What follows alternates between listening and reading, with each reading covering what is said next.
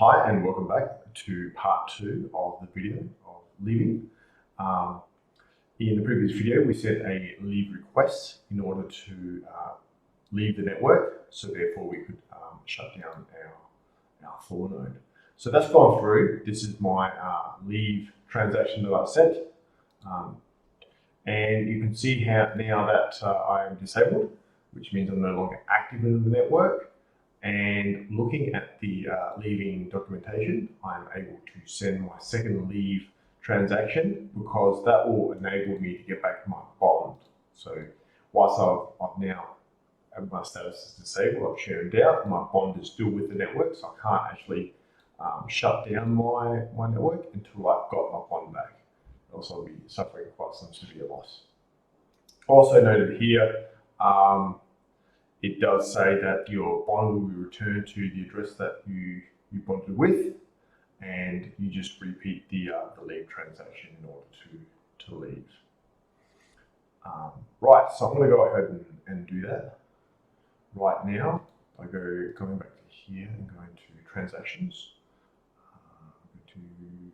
So you go to balances and then go to send, and I'm just going to make sure we've got the right get the right vault address, because churning would have happened, the vault address would change. So if you see this finishes with TA6Z, you would have seen that what I said before was a previous vault address, which is different.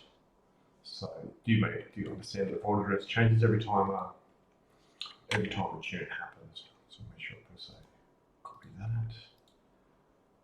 Oops. There, we're going to send it to the vault address. I'm going to be sending one rune, and we're going to go leave, and that is my.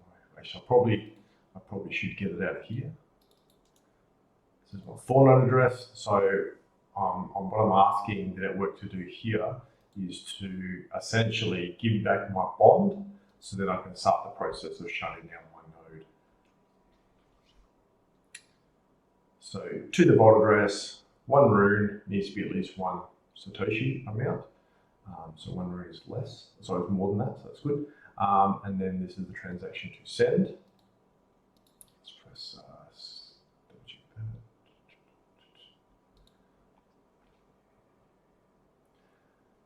Right, so this is an important second step. We want to get my bond back.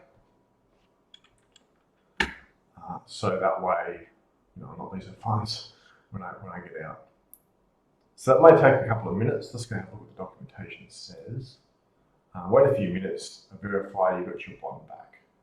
So this is, we ran a leave request previously in the previous video.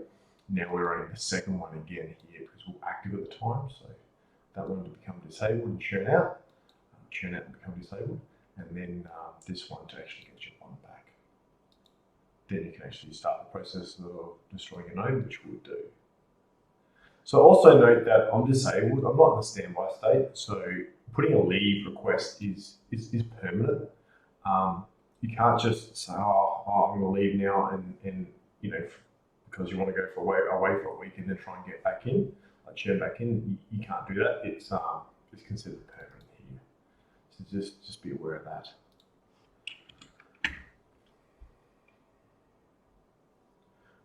Right, so, I've got my bond back, so that's fantastic. So you see the bond back is 0, it's holding my bond, and now disabled. This is good. I'm going to go check my balances to make sure I've got my bond back. So here, 41, so I'm expecting around the 35,000 mark.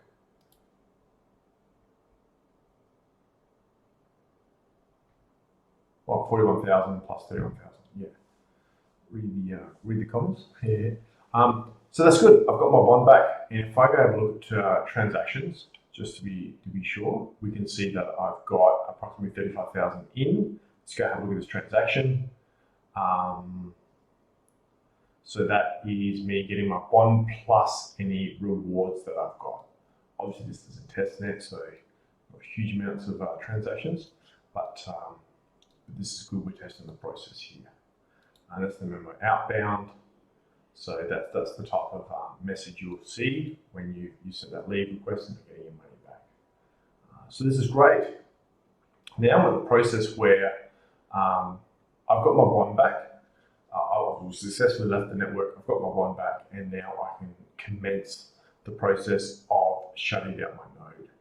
And this is, shutting down your node is a irreversible process once you do your Destory tools. So that's why you really want to make sure you get your bond back, because it makes it very difficult to recover if you just decide to pack up and leave and without following these steps. Right. So following the process here, I'm going to do a make Destory tools. I think this is actually incorrect. I'm going to post that on the chat. If you're not sure as well, you can also do make help, which is really cool. And I think it's going to be make Destory tools out of that. Sweet. This essentially is going to be undeploying your node within your hosting provider, so AWS in my instance, in my case, and that'll then be paved the way, so then you can actually shut down your infrastructure.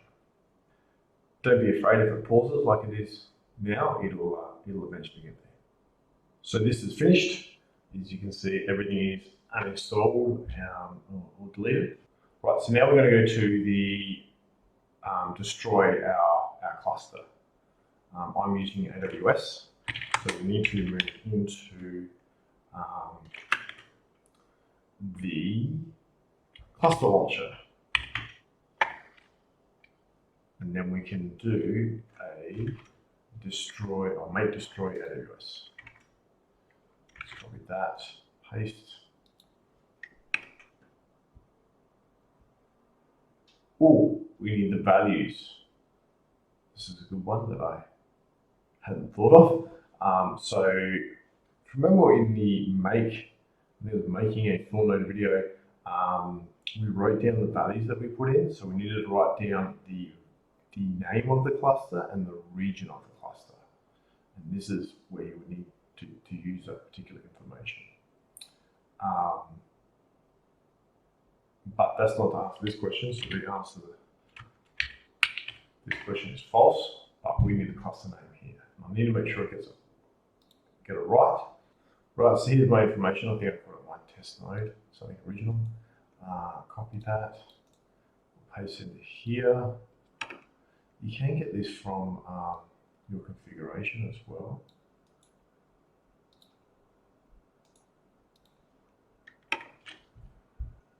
So this is going to use the Terraform to destroy all these AWS elements, and looks like 37 will be destroyed. So you now need to write yes, and only yes will do, and it's going to go ahead and start destroying the objects in here. I have noticed that this won't actually destroy everything. I've seen it where like some volumes will hang around and stuff like that. So once this is done, it would be highly advisable to go into your AWS console, in your EC2 console, to ensure that everything is deleted. Otherwise, you could be paying or continue to pay hosting costs after you shut down your node and run this process. So you don't want to be paying for 200 gigabytes or 500 gigabytes worth of storage when nothing's running on it. Okay, so this is finished. As you can appear, someone was waiting for 20 minutes, and not everything got deleted, so that's okay. I can jump into my AWS console to delete everything manually for whatever didn't get deleted. So in this video, we have left the Thorchain network. We've got a bond back as well, undeployed our Thornode within AWS, then delete the AWS cluster, and we can do any cleaning up inside the AWS console later. If you like this video, please like, subscribe, or put a comment in the bottom, and I will catch you next time. Thanks.